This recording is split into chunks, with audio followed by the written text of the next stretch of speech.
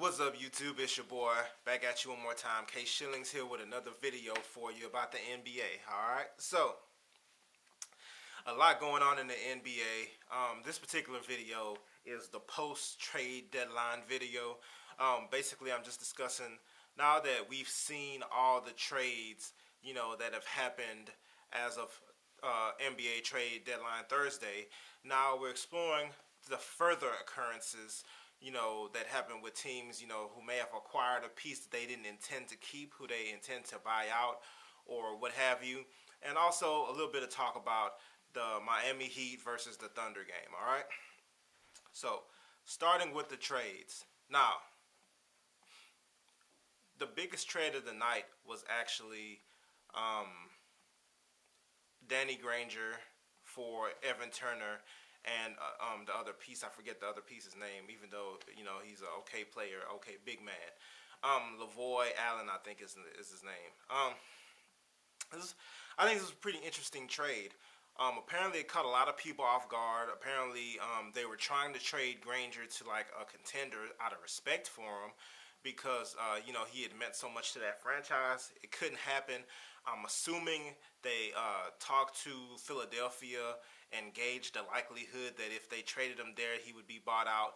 And, just to kind of do him that solid, because Danny Granger meant a lot to that Indiana franchise. So it looks like they kind of cut a deal with the 76ers. The 76ers and Danny Granger are currently discussing a buyout. Now, this move could prove to be bigger than the trade itself.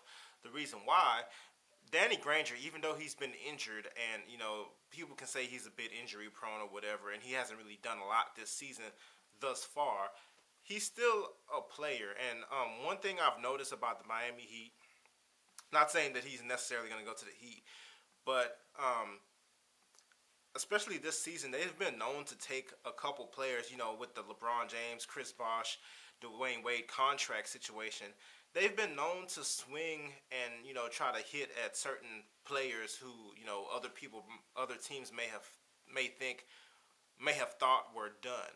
So Greg Oden being one, Chris Anderson being one, Michael Beasley being one. You have to take those kind of chances, for talent when you don't have the money to actually pay talent. So in this case, Danny Granger supposedly is going to a contender, so it's going to be out of the Heat and OKC, and I'm assuming San Antonio is also in the conversation, and along with the Clippers as well. In my personal opinion, I think he's going to end up with the Heat. Now, I know he hated the Heat and he didn't like LeBron and D Wade and all that stuff in that series, but that's his playoff series. We don't really know their relationship outside of basketball. So with that being the case, I do think it is a very high likelihood that he joins the Heat. And let me tell you, if he does join the Heat, I think that's the final piece to a three-peat, because the Heat have been waiting for Caron Butler to be bought out by the Bucks or whatever. I'll tell you right now, Danny Granger is an upgrade over what Caron Butler could bring at this stage in his career. Danny Granger is a very fierce defender. He's not the fastest guy in the world, but he has he's a good outside shooter, and I also think he'll be another look as far as when they have to match up with Indiana. I don't think he could really post or guard David West, but he gives them another, and I think him and LeBron would play really good together. So I'm hoping he goes to the Heat. I think he will go to the Heat. We'll see what happens. Another big factor, the Orlando Magic recently bought out, and this one is final now, they actually bought out Glenn Big Baby Davis. Now that's going to be very interesting. Glenn Davis isn't the tallest fellow, especially to play center and power forward. But these days, it's not as important as it used to be. He's not the tallest guy. He's listed, I think, as 6'7" or 6'6" or something. I think he's probably like 6'4" or something like that. Or maybe 6'5" and a half or something like that. But he's not the tallest fellow. But he is a big body. He's hard to move, low center of gravity when he's playing against bigger players. They can't back him down in the post. He's also a good mid-range shooter. He has that ugly flat shot, but it goes in. And he's also a heck of a competitor, man. I remember a couple years ago when it was him and Nate Robinson. I'm trying to remember who they were playing, but they were like going off. I think they were playing for the Celtics at the time, and they were just going off in the playoffs or whatever. And Big Baby had that thing, he's all expressive. He's drooling and it's just awesome. It makes for good TV, good basketball. So I think he will actually end up with the Celtics. He's a Doc Rivers guy. I think he's going to end up with the Celtics, and I think that's going to be a good match for him. All right. And I think that's going to give the Celtics not the Celtics, the Clippers, much needed depth, at the forward center position. And it's interesting to see what Chris Paul is going to do with this guy. So, I mean, none of this is final. This is all me saying what I think is going to happen, but I think he's going to end up with the Clippers. So, now, those are the buyouts as we understand. The Granger one hasn't gone through yet, but the Big Baby one has gone through. Moving on to the game of last night, which some people were complaining about because it wasn't as competitive. We keep hyping these matches up. We're like, oh, it's going to be back and forth or whatever. And, so far both games have ended in a blowout. In Miami, Kevin Durant came to play. LeBron came to play, too. I think he had like 36 points that game. He came to play, but the team didn't. All right, the team didn't show up. Kevin Durant, and the Thunder won that game by like 20 points. I figured the same would happen on the flip side, but I wasn't sure. LeBron came out, wasn't playing any games. It's funny the media hype because of that. Now, everybody's saying Durant isn't going to win the MVP anymore or whatever, or LeBron James has caught him or whatever. I don't necessarily think that. I do think LeBron James, if he continues at this pace, he will catch and pass Durant.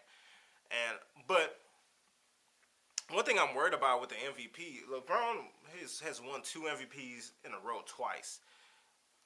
Even if he deserves it, even if he goes on a tear, I think they will still try to give it to Kevin Durant because LeBron James already has 4.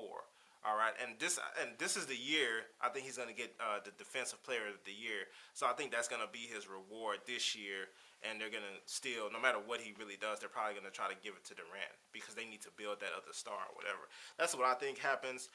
Or, I could be wrong and LeBron James wins the 5th. I would love to see it because that would be tied with Michael Jordan.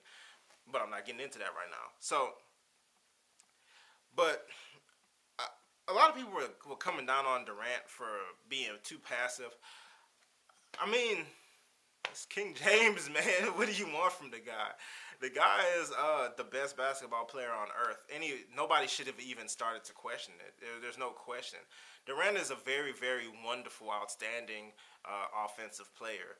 And with Russell Westbrook out, I was very impressed with his ball handling. I didn't think he could handle like that. He was averaging 7 assists, pretty impressive. He was averaging, I think, 8 rebounds.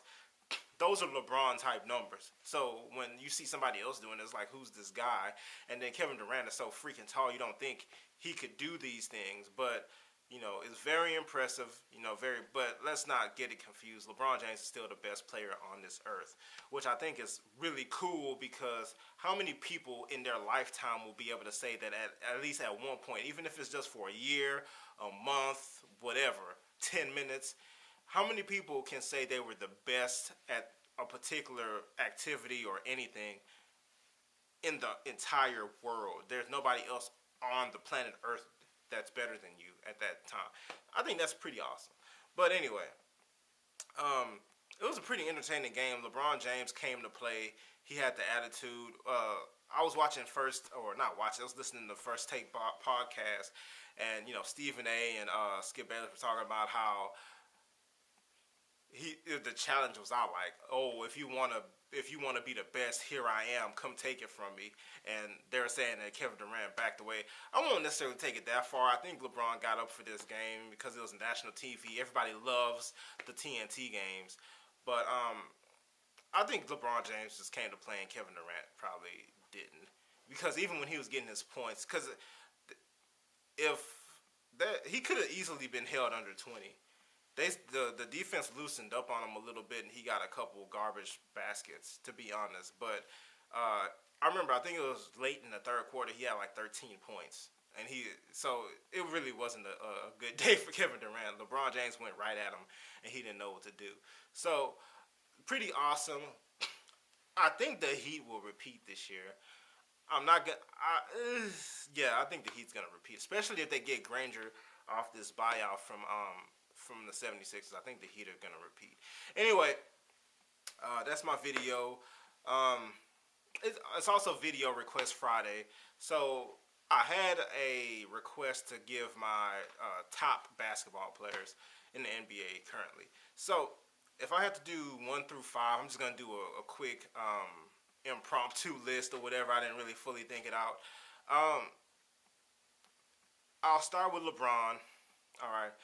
There's two imaginary empty. No, I can't say two. One imaginary empty slot. Then I'd say Kevin Durant at number 2 because of how he's playing this year. But I personally couldn't make the case that Chris Paul's number 2. But I'm gonna put Chris Paul at number 3. So you have LBJ, you have KD, you have CP3. Number 4, who's the 4th best player in the NBA? I don't know. This is tough. That spot will go to Derrick Rose, but Derrick Rose isn't here. I want to say Paul George and James Harden. I'm pretty sure I missed a lot of people. But let me think of the All-Stars. No. Scratch Paul George. Stephen Curry at number 4 this year. So we have LeBron, Kevin Durant, CP3. Heck, you could probably put CP3 above. No, I'll put Stephen Curry 4th. And then 5th, I'll need a big man. Kevin Love, absolutely not. LaMarcus Aldridge, no. Blake Griffin, no. Dwight Howard, I guess. That's a weird list, but I just put together a list real quick. Anyway, if it's really horrible, I'll go back and make a new video about my top 5 or whatever. But anyway, that's my video. Let me know what you think. Like the video. Subscribe to the page. I need more subscribers, people. Quit hating. And yeah, comment below. Let me know what you think. All right. See you next time.